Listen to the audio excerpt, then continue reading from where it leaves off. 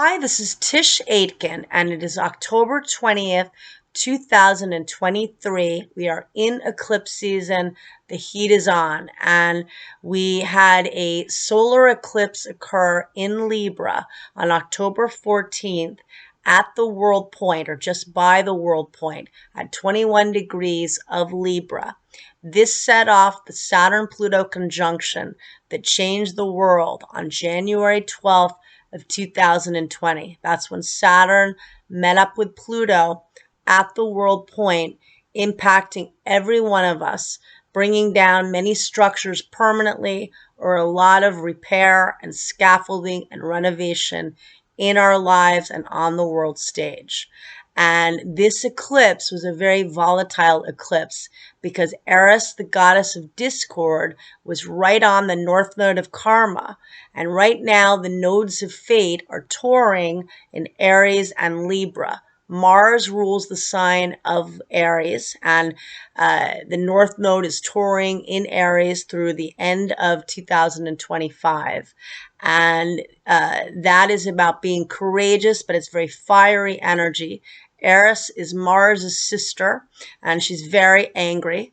And the south node of karma, it was a south node eclipse, meaning something needs to be released.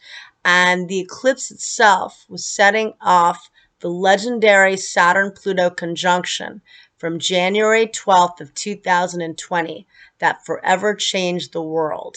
And now many things in our own lives are changing, ending. We had Pluto square the nodes of fate 3 times in the month of July. A lot of departures, a lot of fated change, and big critical decisions being made. And Mars was also conjunct the South Node, volatile energy. And Pluto, the cosmic compost, the planet of destruction, death, and rebirth, squared the nodes of fate at the late degrees of Capricorn. Pluto is wrapping up its journey in Capricorn, but it is not done until November of next year. So that's a heavy energy. And we are approaching the second eclipse because they always come in pairs. And that eclipse will occur on October 28th.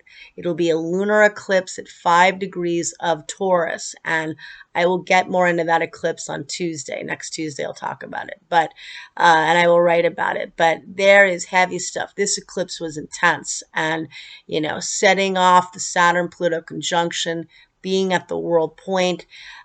Mercury met up with the sun and formed a cazimi at 1:38 a.m. Eastern Daylight Time, which means it's in the heart of the sun.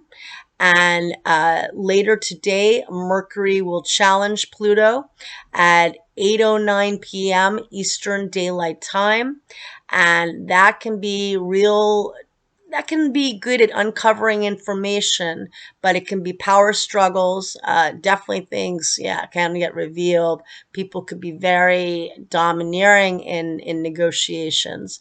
And then tomorrow, the sun squares Pluto at, I believe it's at 12:01 p.m. I'm not sure exactly of the time, but it's going to happen tomorrow. And, soon after this, this is a very volatile energy. This is power plays. This is major endings. This is very heavy energy in light of the eclipse. And Eris is still right on the north node of fate. So that's a big deal. A lot of fiery, contentious Aries. Even though it was Libra season, it felt much more like Aries. The north node right with Eris, Mars on the south node in that eclipse chart. So it was a very fiery one, squaring Pluto, which is the higher octave of Mars. And so you want to figure out what you want to relieve, what you wanted to eliminate in your life. How can you be in a position of power and not lose your head, not lose your sanity with all of the fired up emotions? People are very impulsive. Mars is incredibly fiery, impulsive, and ardent. Mars does not wait.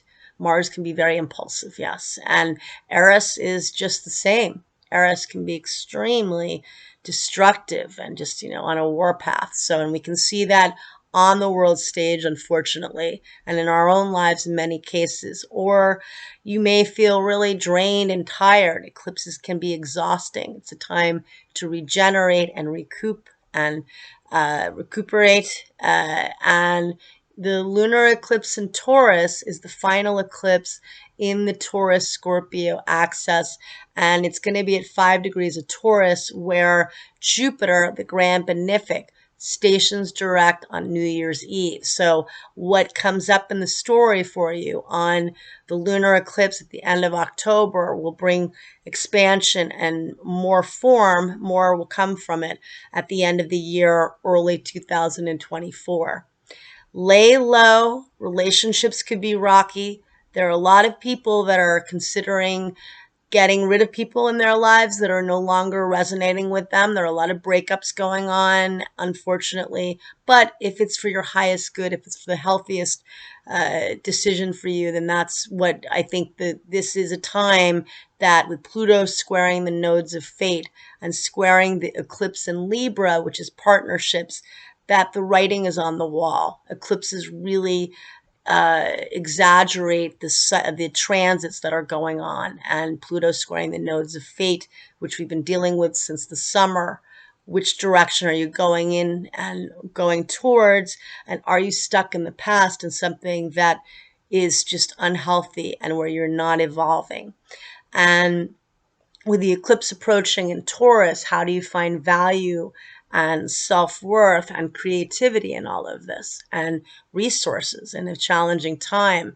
This also, to me, really speaks to the fact that Saturn will be stationing direct at the beginning of November. On November 4th, Saturn, the planet of structure, responsibility, and karma, stations direct at the very first degree of Pisces, at 0 degrees of Pisces.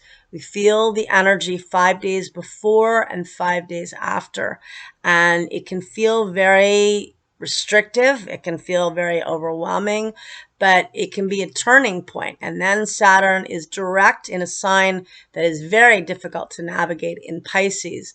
Yet I also think of it as an opportunity to redo the Saturn and Pisces story that began on March 7th of this year, when Saturn initially entered the sign of Pisces, where it will be on and off through February 15th of 2026.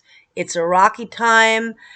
Try to do detoxing in different levels of your life, different areas. Maybe it's people, maybe it's habits, maybe it's just taking a break, maybe it's with your work and your career, and try to manifest, and good luck and take care.